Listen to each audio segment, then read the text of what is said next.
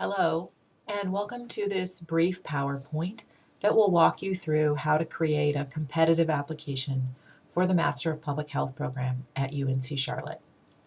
Everything I will say will also probably apply to any other MPH programs that you might be applying to, as well as just other master's programs in general. So let's get started. I am the MPH Program Director. My name is Dr. Jan Warren Finlow. You can call me Dr. Jan. You can see my contact information on there. The best way to reach me is by email. So first I want to talk a little bit about how we do admissions. So once you submit your application and all the components are in place, that application will roll over to the department for review. We have an admissions committee and they look at your entire application in a holistic review. There's no one component that necessarily gets you admitted and no one component that gets you rejected. We try to look at the whole thing within the context of the narrative that you've provided for us. So there's 4 components to your application: your personal statement, your transcripts and grade point average, your standardized test scores, and then your letters of recommendation. So let's walk through each of these. First, transcripts and grade point average. Now, obviously, if you've already graduated, your transcripts are what they are, and your GPA is whatever it is. That said, it's important to think about how to put that in the right context for the review committee, for the admissions committee. So first, we prefer students who have an undergraduate grade point average of 3.0 or above. This is the minimum GPA that you would have to maintain during the MPH program, or really in any graduate program here at UNC Charlotte. The minimum GPA is a 3.0. So if you don't have very many semesters on your transcript that show that you can achieve a 3.0 GPA, it's likely that you wouldn't be academically successful in our program. You should know that the average GPA of our incoming cohort is about a 3.3 out of 4. So now, that said, we do realize that a lot of students sometimes when they first get to college, they choose a very hard major and maybe they don't do very well that first year or 2 years, or perhaps you had a family emergency or just had trouble adjusting to college. So sometimes you might have spent a year or so getting poor grades, and then once you figured out how to focus and got in the right major, there's a steady improving trend in your GPA. That's the type of thing that you want to point out to the admissions committee in your personal statement. That's really relevant information. If we can see that you had an improving GPA, then that gives us a good feeling about you as a student. So let's also next talk about standardized test scores. For our program, not necessarily every program, but for our program, we require that students complete the Graduate Record Exam, or GRE, and submit those scores to us. So if you do not have an MD from the US or some other type of doctoral degree, you would need to take the GRE. The exception might be if you are a student who has been pre-med and you took the MCAT, will allow you to substitute MCAT scores. So the GRE has really 3 sections: a quantitative section, a verbal section, and then a writing or analytics section. We are predominantly concerned with your quantitative and verbal sections, and not the raw scores, but rather the percentiles. So we take your quantitative percentile and your verbal percentile, and we'd like to see that they add up to 90 or above. Now that might mean you have a 30 on quantitative and a 60 on verbal.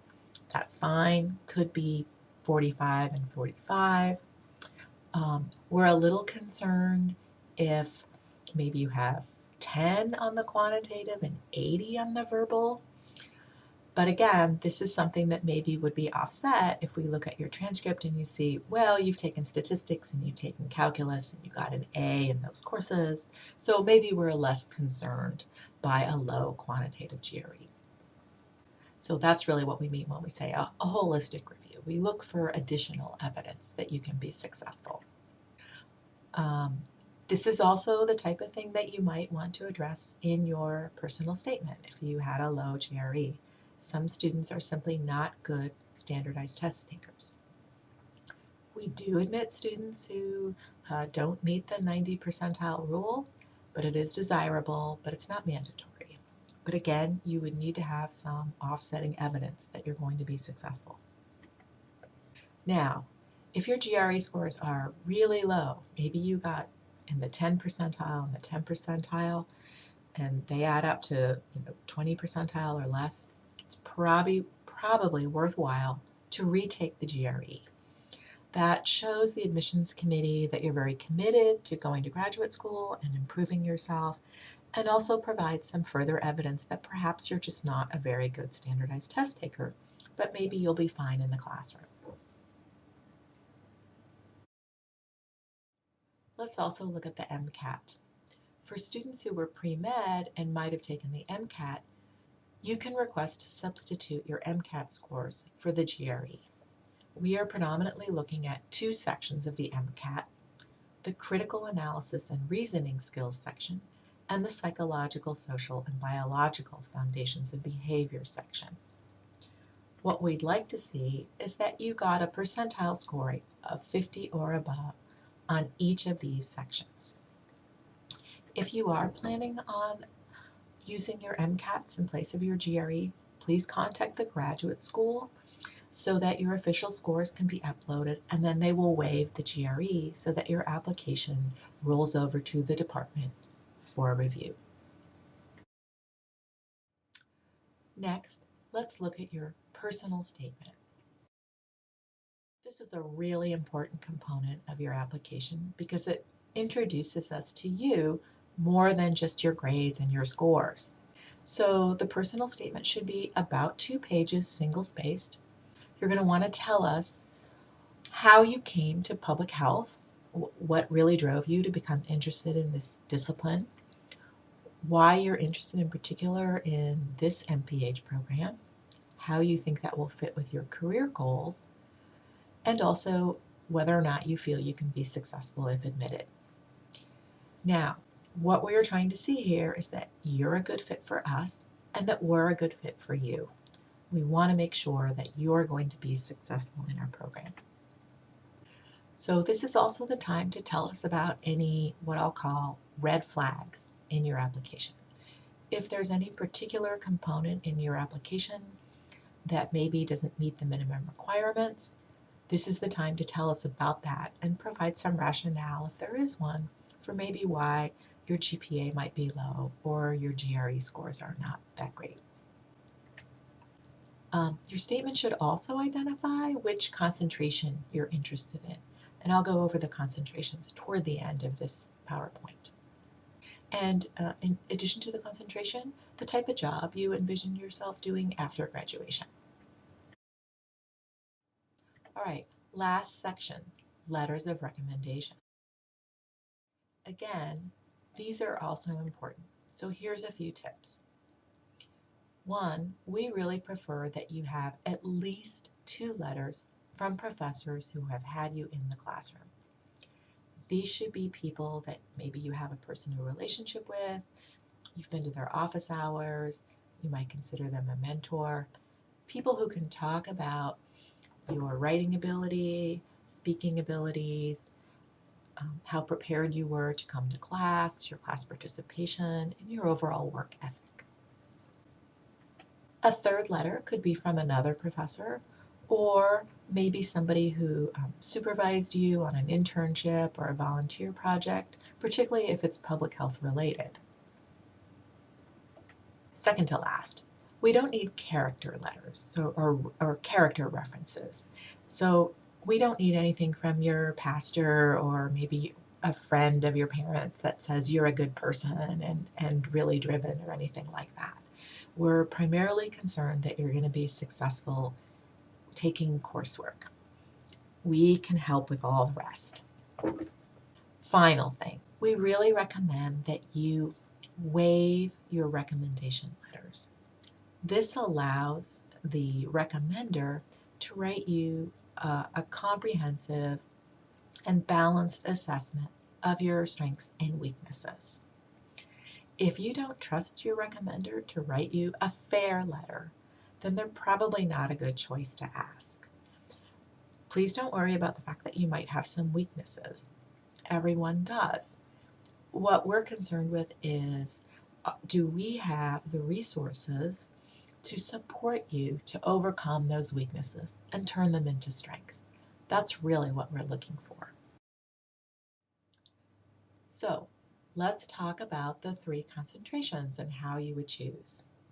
So our 3 concentrations range in terms of whether you want to work more with people, community health practice, or whether you want to work a lot more with numbers, population health analytics. And epidemiology is a little bit in the middle, having where you're working with both people and numbers. So the community health practice concentration is good for people who want to be out in the field, working with people, doing health education and health promotion, assessing programs and evaluating programs. You want to work directly with people. You're probably a people person. That's your strong skill. Epidemiology is looking at the distribution of disease in the population in terms of person, place, and time. Epidemiologists, often we think of people who work for the Centers for Disease Control and Prevention, or the CDC. They're epidemiologists, often doing things like outbreak investigations. So they both need to be able to interview people and also work with the numbers in the background. Lastly, and this is really where we view the future of public health going, is something called population health analytics. You might also know of it as health informatics. This is for people who want the ability to analyze large health data sets like electronic medical records or electronic health records. So these people will be working in hospital and clinical settings, analyzing data to help make decisions on how we can best treat medical and other health conditions. So those are the 3 choices in terms of concentrations. And then lastly, that's a picture of our building, the College of Health and Human Services. You can click there to go to our website for more information. It's very helpful and very informative. And again, my email is jwarren1@uncc.edu if you have additional questions. Thank you.